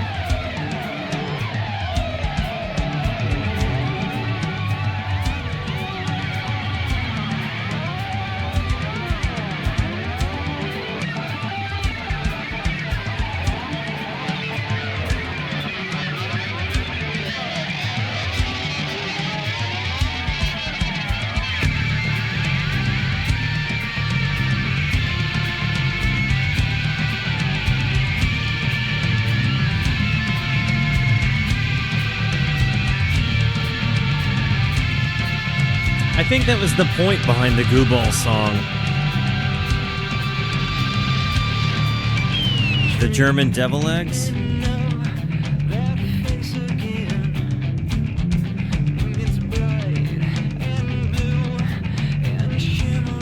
So you've got these doon doon doon doon doon doon doon doon doon doon doon doon doon doon doon doon doon doon 1 2 3 4 5 6 1 2 3 4 5 6, and then you've got this drums happening.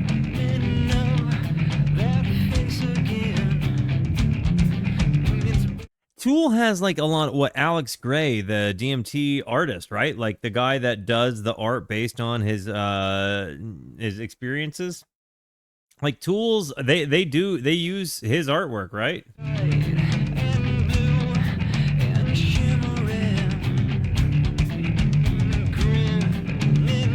What is up, Jeff? Welcome to the Rooskies, homie.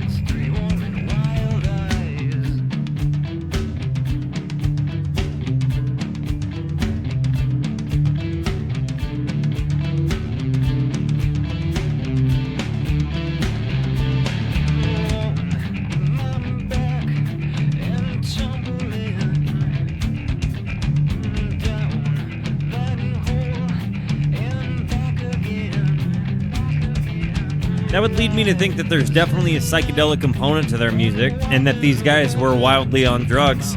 Potentially? You hear the flute? Was that a flute?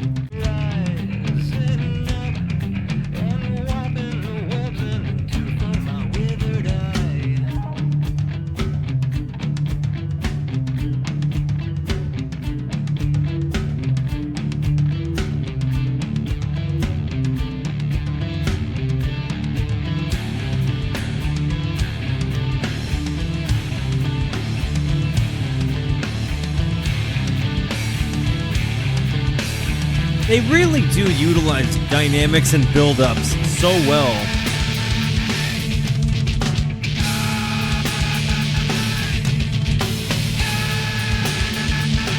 The DJ...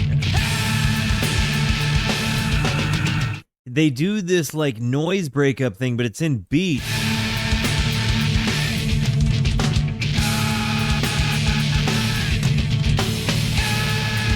Oh, man!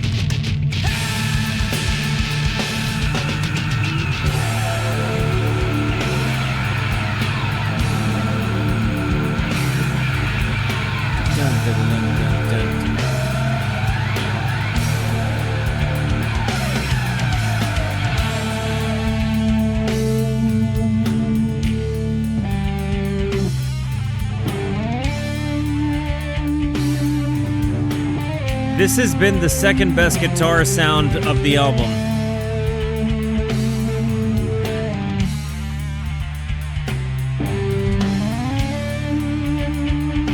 Yeah, Bor, you were right. Okay, look, to everybody that told me so, you told me so. I got it, okay? I walked into this thing with a puckered butthole. That is what it is. I'm sorry. I like the album. What? Here, this is what it is. I don't know what to say. I thought it was gonna be something it wasn't.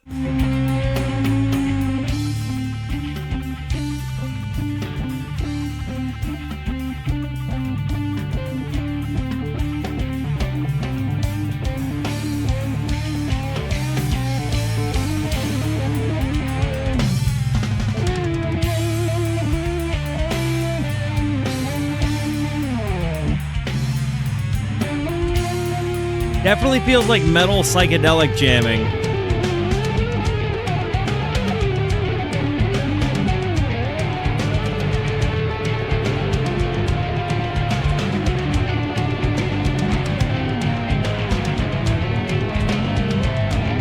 Just a friggin' masterclass in the drums, though. Where in Arizona? Not that it matters, because I don't drink. But we're interested.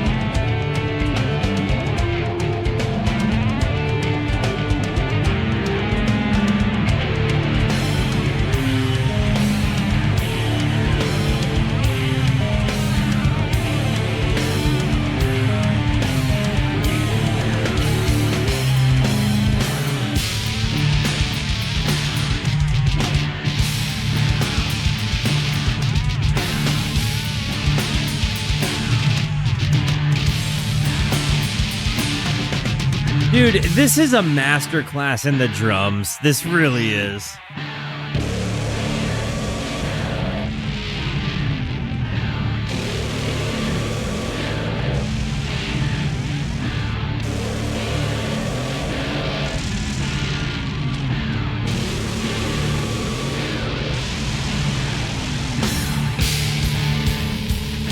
I think I've been to Jerome.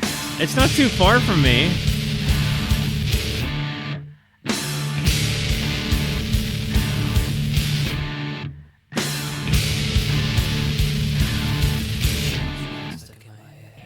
You hear that? So 1, 2, 3, 4, 5, 6, 7. Ooh. 1, 2, 3, 4, 5, 6, 7.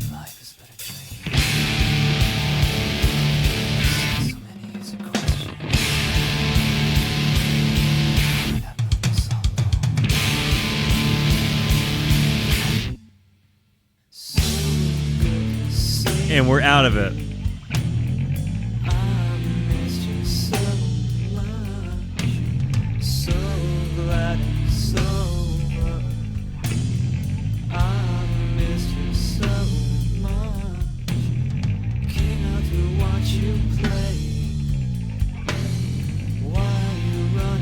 The bass is so tasty. Boo. Say, Sarah? 4 on the floor. Nope. Shrouding all the ground around me. 2, 3, 4, 5, 6, 7. Is this holy crow above me? Black as holes within a memory. His legs are holding two different beats. Second sign. This is incredible. I stick my hand into the shadow. Just the narration of the song. Oh my god. Pieces from the sand. Which I attempt to reassemble. I've only driven through Jerome, I think. Suggest who I might have been. I do not recognize the vessel. But the eyes seem so familiar. Like phosphorescent desert bugs. Singing one familiar song. 1, 2, 3, 4, 5, 6, 7. Bro.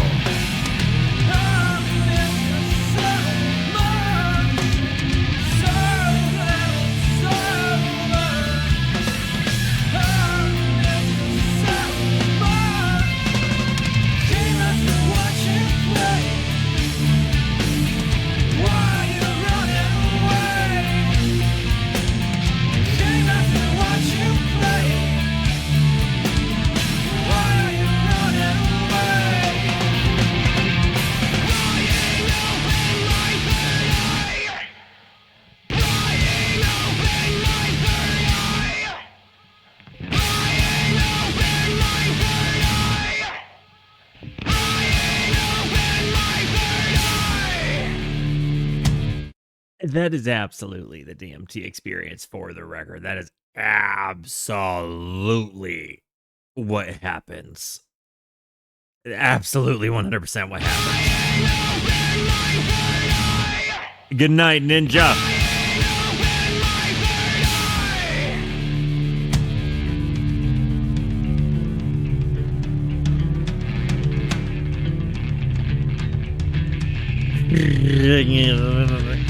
This is so tasty.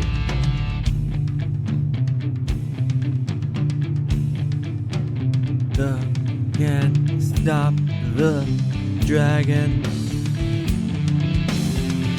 This album is, in a lot of ways, I have felt like this album has kind of walked so that like my favorite album, like some of my favorite music from Giz could have been made and ran, right? But I also feel like Giz would be really pissed if I said that, and they'd be like, no, our music is our music and their music is their music. But it's cool to see that how inspiration takes form. And I guess I came into this with some preconceived notions that I steadfastly just shouldn't have had. And when I hear their influence on my favorite band, when I see the lyricism and I see how it's kind of both pointed and abstract, as well as like day in the life, his abstract is honestly, I mean, his writing is almost as kind of all over the place as he is, I guess. Like, it's sometimes scary, it's sometimes just matter of fact, it's sometimes like, you know, to be read between the lines, but in a very obvious way. It's so interesting that he has so many, his lyrics are just as dynamic as the music, you know?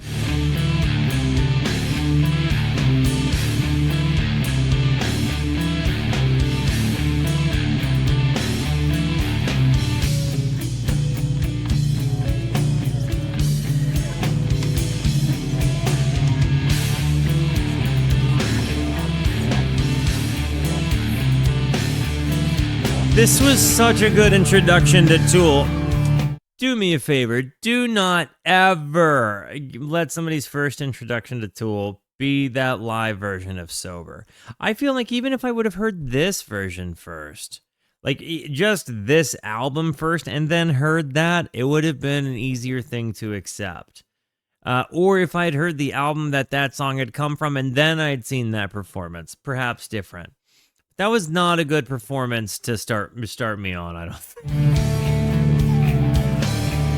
No, but it's that. Imagine if you have no context that what you're seeing is performative and you just kind of think it's, you know, you're baked out of your gourd and you just think it's creepy and you got creeped out and you couldn't see past the moment of being creeped out.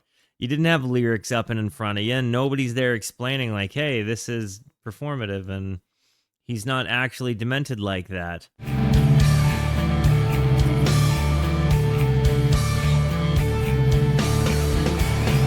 good to see you once again.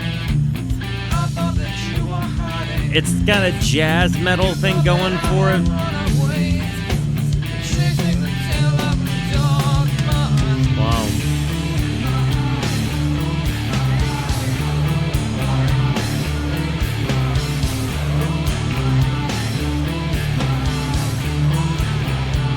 Tool rips. At least on this album, Tool rips. So good to see you once again. I thought that you were hiding from me. You thought that I had run away, chasing the trail of smoke and grease. But I think Danny Carey is by far the best thing I have heard this evening. Period. I'd never given Tool a good listen. I'd never heard Danny Carey.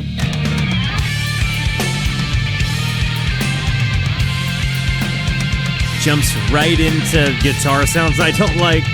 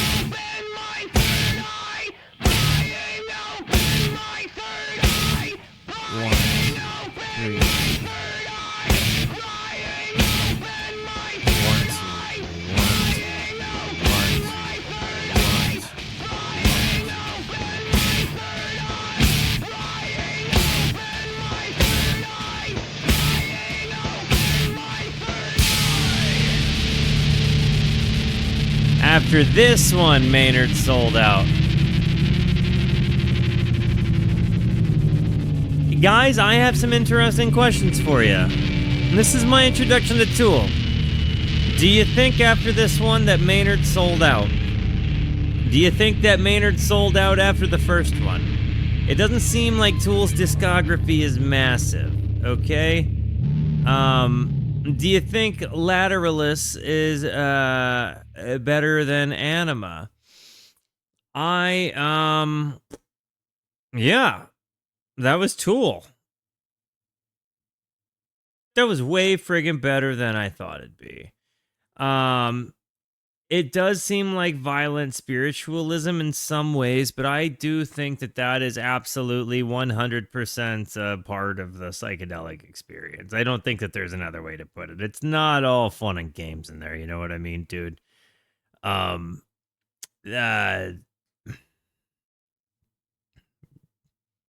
It's just not. I am actually, like, I know Lateralis is going to be listened to because it's super high up on the pie list right now. And just so we can see what the pie list reworked itself to after we take off the Tool album. Let's see here. Copy the wheel. Let's go ahead. That was the second highest album, by the way. We removed that, and it's a whole different wheel. Anyways, guys, all in all, as I said, you were right. You told me so. I liked Tool better than I thought I would. And it absolutely paved the way for so many of the bands I would go on to love. My not listening to them was purely based on some poop. Aenema is the bridge between the alt metal and into psychedelia. I love to see it. All right, guys. Well, there it is. That's Tool. That's a much better introduction than I'd had before. Guys, I love you. Thank you so much for being here. Thank you so much for the positivity that you show both to me and to one another. Continue to be the best. And until I see you next, be introspective and consider the birds. I love yous. Goodbye.